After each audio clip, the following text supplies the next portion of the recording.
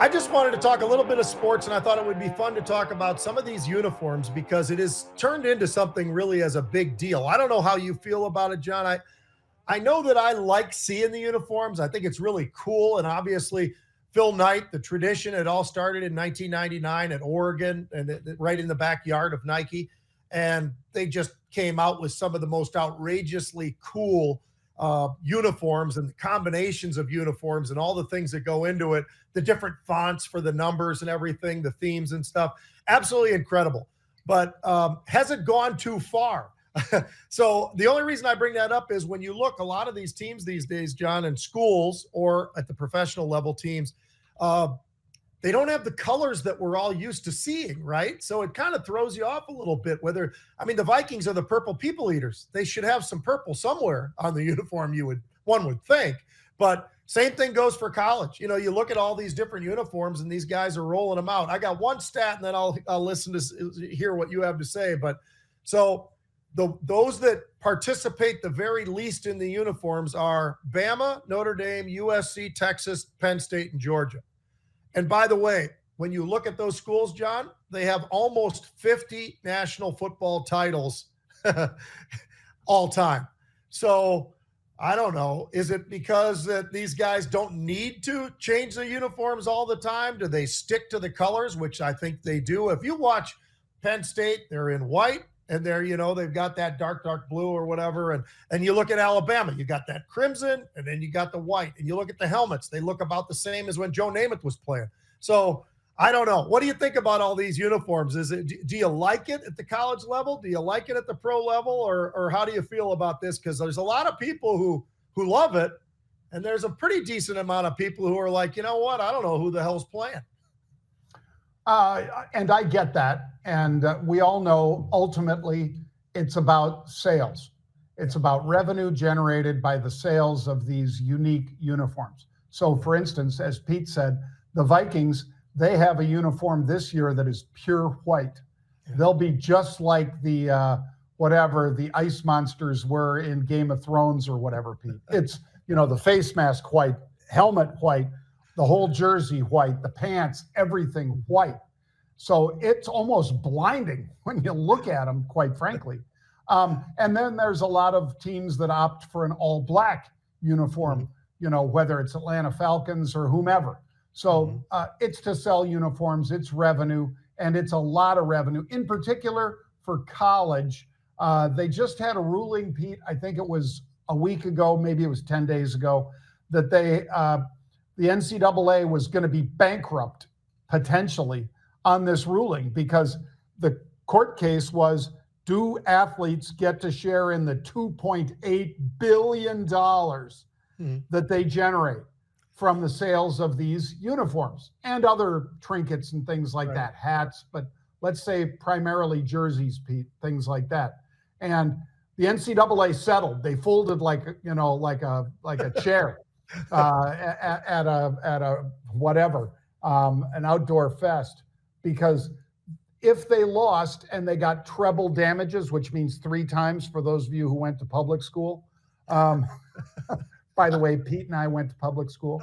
But treble damages would have bankrupted the NCAA. They wouldn't have had any. So in other words, they had to take this deal, a $2.8 billion judgment, and then start allocating that to the athletes. I remember RG3, Pete. I'll try to find that video, but it's him. Obviously he won the Heisman down there in Baylor. I think he might have been their first Heisman Award winner, Pete, but he said how much it benefited Baylor and how he got nothing from it. Zero. There wasn't NIL money. He couldn't be paid and so forth. Now, he had a pro career. It was cut short by injuries and so forth, but he says it was worth almost $2 billion to his school. They built a $250 million stadium on the back of, the Focus because of him doing so well and so forth. So I've always been the guy that thought that the athletes should be compensated. I don't think they've picked a very good way of doing it to where, the top 3 or 4 kids on the team maybe make all the money. And some of the folks who make the difference makers, the offensive linemen, they get a free meal at a Sizzler or whatever.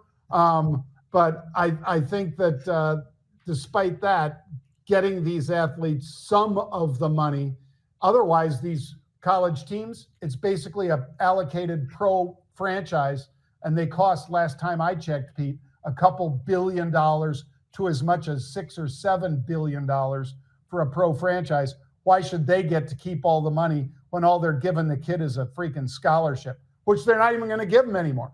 They're just going to say, hey, just you got, there is no limit to scholarships now. We can just give as many as we want because it doesn't matter. It's they've gone down a bad path, but I'd even add to that, John. I don't know if you saw this today, but the NC State national championship basketball team, and I'm going way back. They're suing for money as well now. So it's never ending, man, and it's going to be interesting.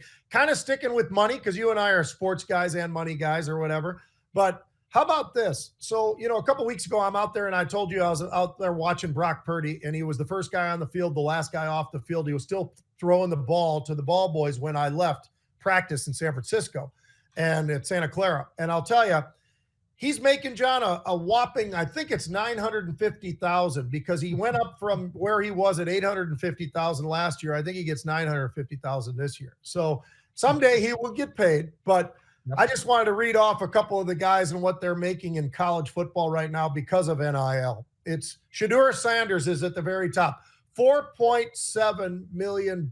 You got Arch Manning, 2.8. Travis Hunter, still at Colorado, 2.4. You got Quinn Ewers, now another kid at Texas. So Texas and Colorado at the very top, almost $2 million, $1.9 million. Carson Beck, quarterback over at Georgia, 1.5. I'm not going to go through the rest of them, but I can tell you this. Those guys could not carry any of the water right now for Brock Purdy. And yet they are making multiples of what Brock Purdy is making, a couple years into the league.